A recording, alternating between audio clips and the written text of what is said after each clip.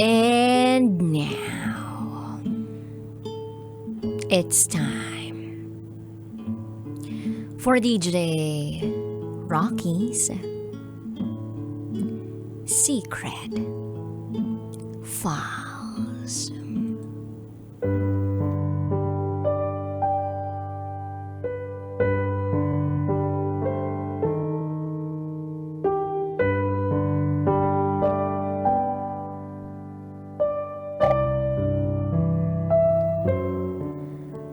Ako ang asawa.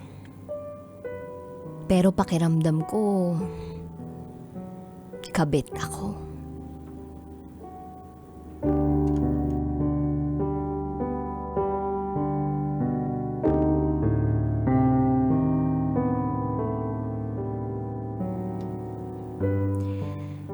Hi, DJ Rocky. I'm an avid fan.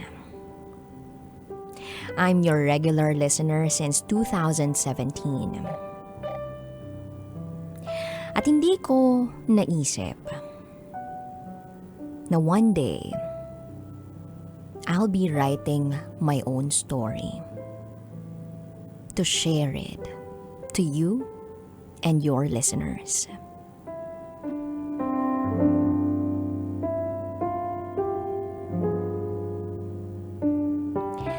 Itago mo ko sa pangalang Ana. At ito ang aking secret file.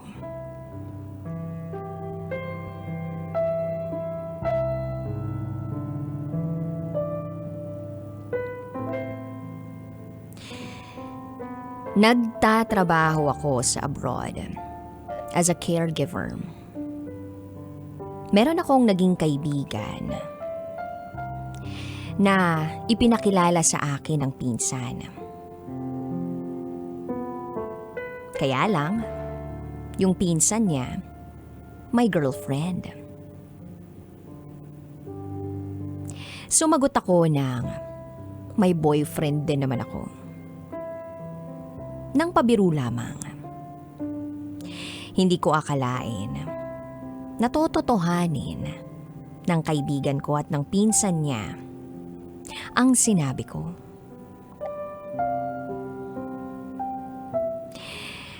Na tipong pwede kahit may kanya-kanya kaming karelasyon.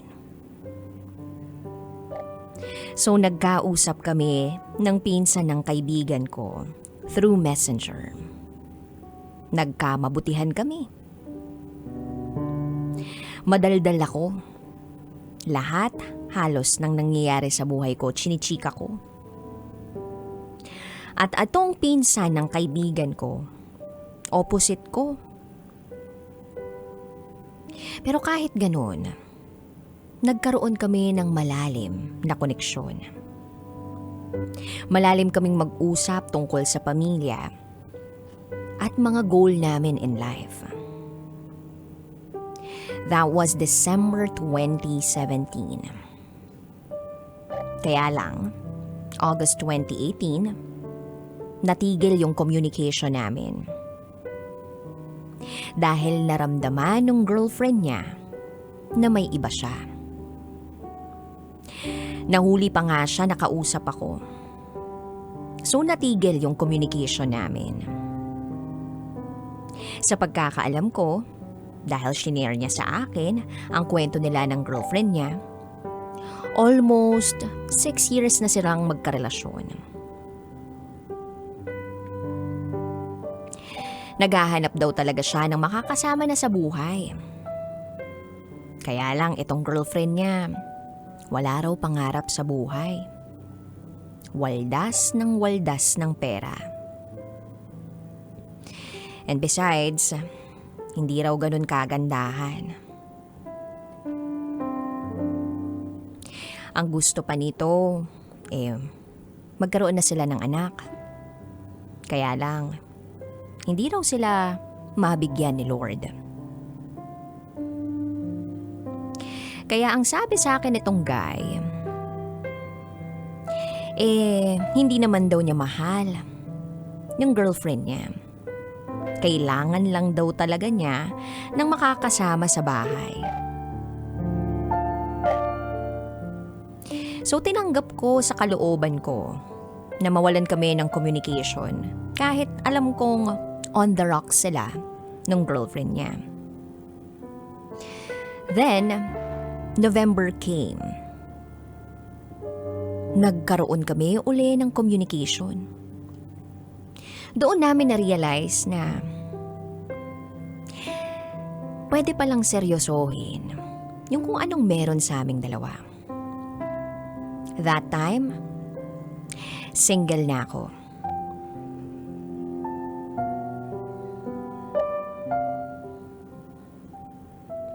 Umuwi ako ng Pilipinas. For good. At siya, nag-decide na magbakasyon sa Pilipinas. Feb kami unang nagkita. At doon na nagsimula ang patago naming relasyon. Tinanggap ko kung ano ang sitwasyon namin for 2 years. Pagbalik niya ng Amerika, nag-uusap kami araw-araw. Video call, chat, messenger. Kapag nasa trabaho siya. Pero kapag uuwi na siya ng bahay nila, bawal na kaming mag-usap. Tiniis ko yung ganong setup dahil alam ko sa sarili kong mahal ko na siya. Ganon din naman daw siya sa akin. Mahal na niya ako. Then, year 2022 came. Bakasyon niya sa Pilipinas. Nagkita kami. At inaya niya akong magpakasal. Sino ba namang aayaw, diba? Kasal na ang inaalok sa akin. Pero kahit alam kong hindi dapat, dahil merong masasaktan, pumayag ako.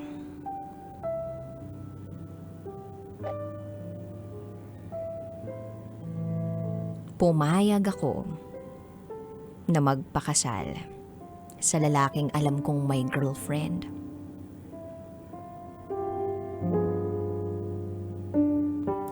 Ang sabi naman nitong guy, nasabi na niya sa girlfriend niya na ayaw na niya. At naipaparamdam naman daw yun sa kanya.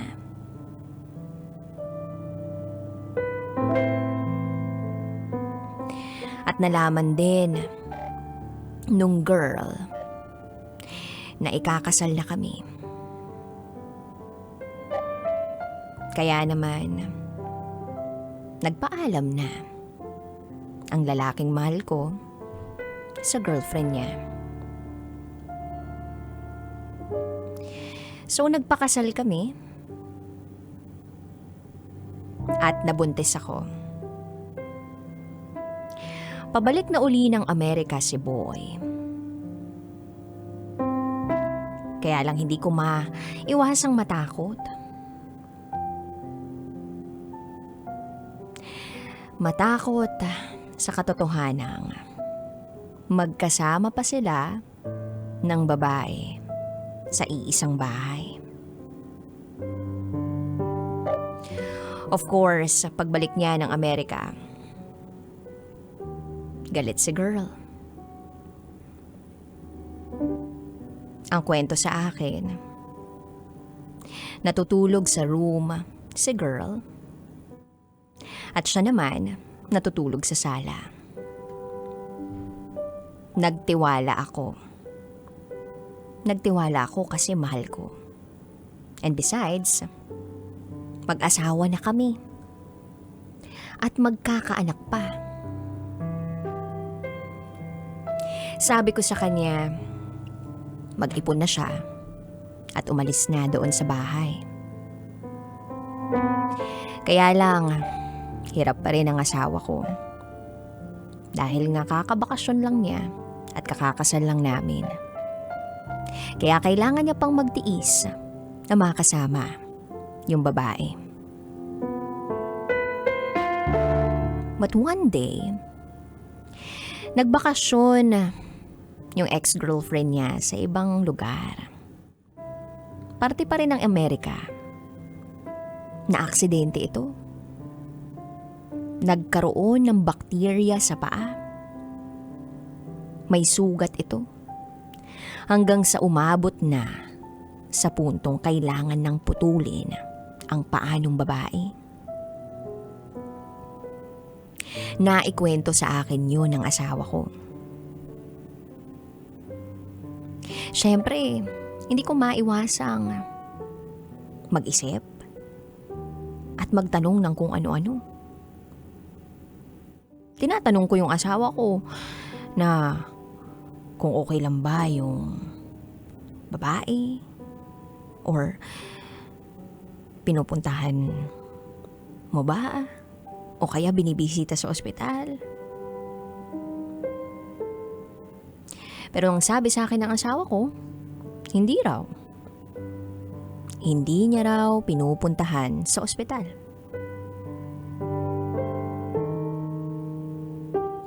At ang tanong ko pa, pupunta pa rin ba dyan sa bahay yung babae?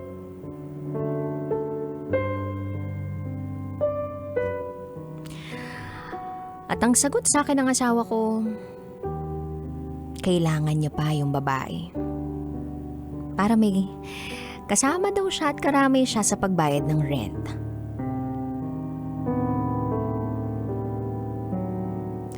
Then dumating yung araw ng panganganak ko, October.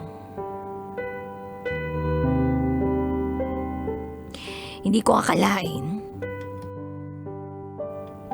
na nakauwi na pala yung girl sa bahay nila.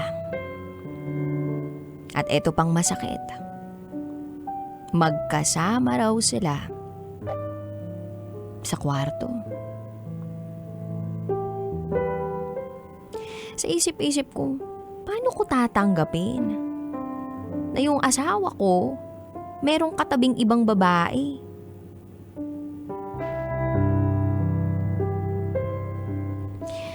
But a part of me was trying to understand kung bakit kailangan siya sa tabi ng babae. Kasi syempre, walang mag-aalaga, naputulan nga ng paa. Plus, malaki nga yung ex-girlfriend itong asawa ko. Mataba. Hindi madali para sa kanya yung bumanyo. At kung ano-ano pang gawin sa buhay.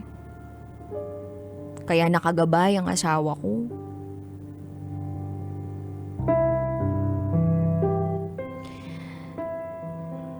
Okay lang sana kung may iba pa silang kasama sa bahay, kaya lang hindi eh.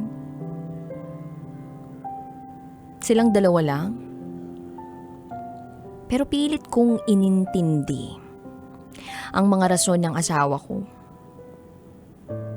At dahil dito, nagsimula akong magkaroon ng postpartum depression. Hindi naging madali sa akin ang tagpong yun dahil bago sa akin ang lahat. Kinakailangan ko ng emotional support na dapat sana sa asawa ko manggagaling. Pero dahil malayo siya, ang ending wala. Wala siyang time sa amin ng anak namin. Tatawag lang siya, wala pang isang oras.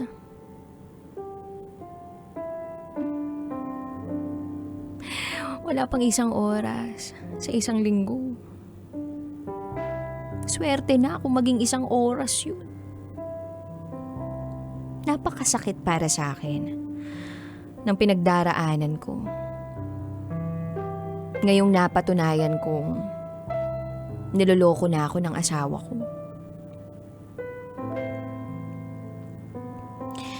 Ang naging sistema namin ngayon, cold kami sa isa't isa. Pag nag-uusap kami over the phone, tungkol lang sa bata ang topic namin. Mahal ko siya. Pero, niloko niya ako.